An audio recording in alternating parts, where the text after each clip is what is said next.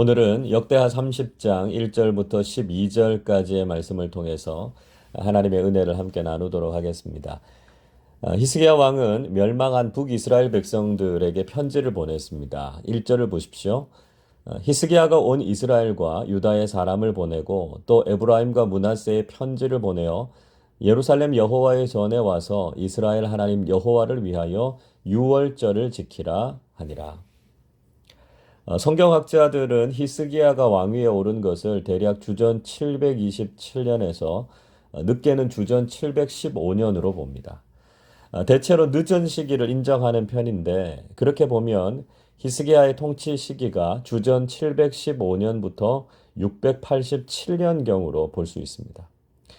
그러니까 이미 북이스라엘의 사마리아가 아수르에 의해서 멸망하고 7년 정도가 경과한 후에 히스기야가 왕이 된 것이죠.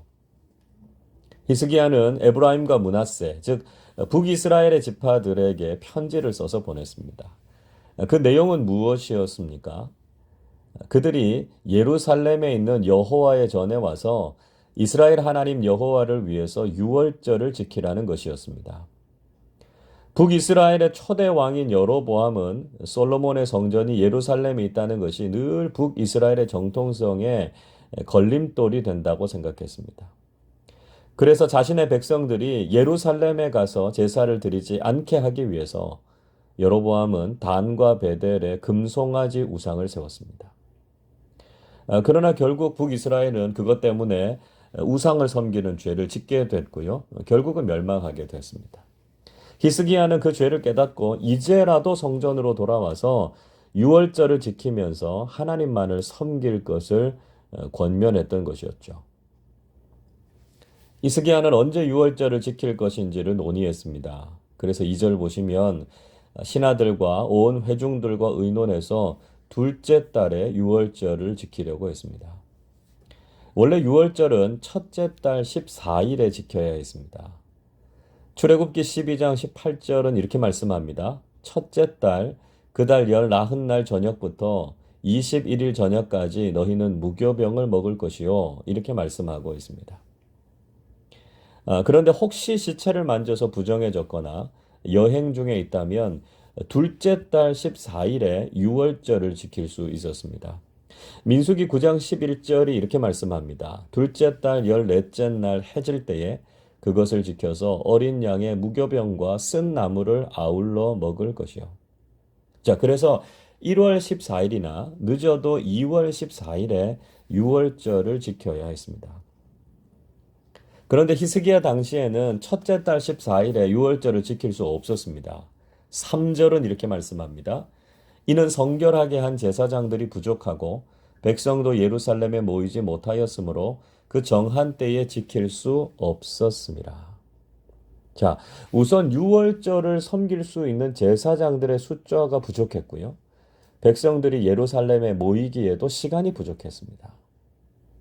아하스 왕 때에 16년간 악정으로 인해서 제사장들의 위임식을 치르지 못했습니다. 그래서 유월절을 수행할 제사장들이 부족했던 것이죠. 결국은 한 달을 미룬 2월 14일에 유월절을 지키기로 한 것이었습니다. 이런 결정을 왕과 모든 백성들이 좋게 여겼다 이렇게 말씀하고 있죠. 드디어 결정을 내리고 이 내용을 온 이스라엘에 공포했습니다. 5절 보십시오. 드디어 왕이 명령을 내려 부엘세바에서부터 단까지 온 이스라엘에 공포하여 일제히 예루살렘으로 와서 이스라엘 하나님 여호와의 유월절을 지키라 하니 이는 기록한 규례대로 오랫동안 지키지 못하였음이더라. 히스기야 왕은 부엘세바에서 단까지 온 이스라엘의 명령을 공포했습니다. 단에서 부엘세바까지라고 하는 말은 이스라엘 전역을 의미했습니다.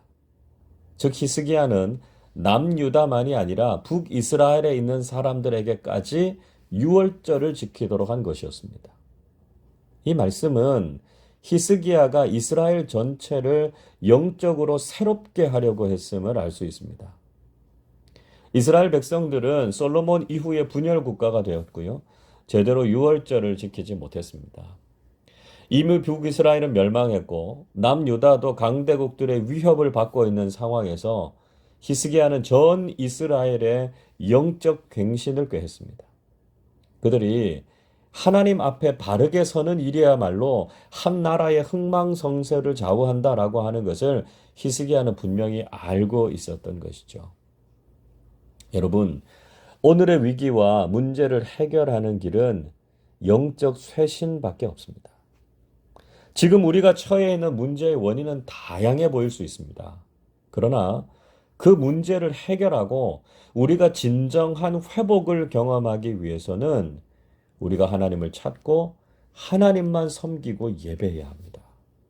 우리는 지난 잘못을 회개하고 믿는 자들에게나 믿지 않는 자들에게나 하나님만을 섬길 것을 선포해야 됩니다.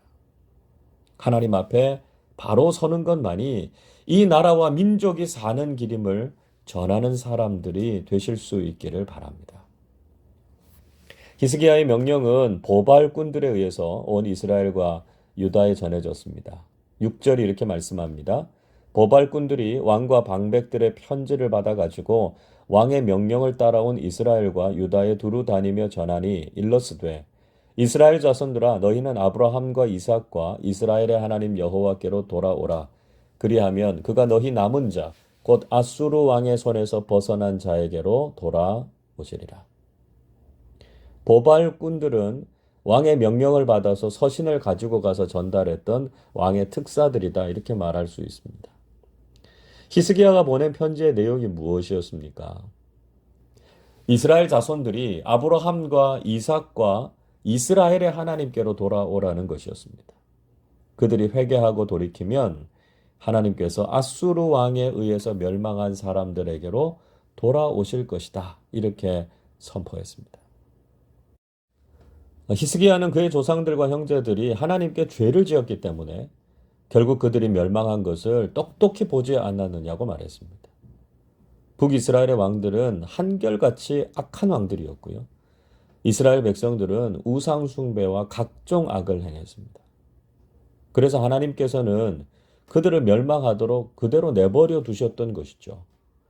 굳이 하나님께서 직접 그들을 심판하지 않으셔도 세상의 강한 자들이 이스라엘을 공격하는 것을 그냥 놔두셔서 그들은 멸망하게 된 것이었습니다. 히스기야는 조상들의 잘못된 전철을 밟지 말고 회개하라 이렇게 선포한 거죠. 8절 보십시오.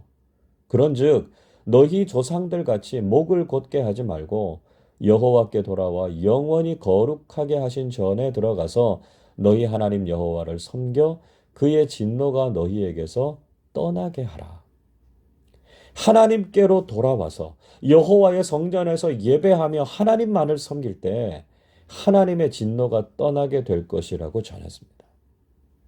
히스기야는 하나님께서 얼마나 은혜와 자비가 많으신지를 전했죠. 9절 보십시오. 너희가 만일 여호와께 돌아오면 너희 형제들과 너희 자녀가 사로잡은 자들에게서 자비를 입어 다시 이 땅으로 돌아오리라. 너희 하나님 여호와는 은혜로우시고 자비하신지라.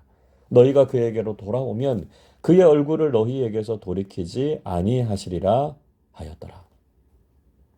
그들이 다시 하나님께로 돌아오면 그들과 가족들에게 하나님께서 자비를 베푸셔서 포로로 끌려간 사람들이 돌아오게 하실 것이라고 말했습니다. 여호와 하나님은 은혜로우시고 자비로우셔서 그분께로 돌이키기만 하면 그의 얼굴을 가리거나 외면하시는 분이 아니시라는 것을 강조했죠. 비록 우리는 죄인이지만 하나님의 은혜와 자비를 의지하고 회개하면 언제든지 우리를 받아주시고 회복시켜 주시는 분이심을 기억해야 한다는 것입니다. 히스기야의 편지를 받은 사람들의 반응은 어땠습니까? 10절 말씀에서 북이스라엘 각 성읍을 다니면서 회개의 메시지를 전했는데요. 조롱하고 비웃는 사람들이 많았습니다. 그러나 11절 보시면 아셀과 므낫세, 스불론 사람들 중에 몇몇은 겸손한 마음으로 회개하고 예루살렘에 와서 유월절을 지키려고 했습니다. 또 유다 사람들에게도 하나님께서 감동하게 하셔서 하나님의 명령에 순종하도록 했습니다.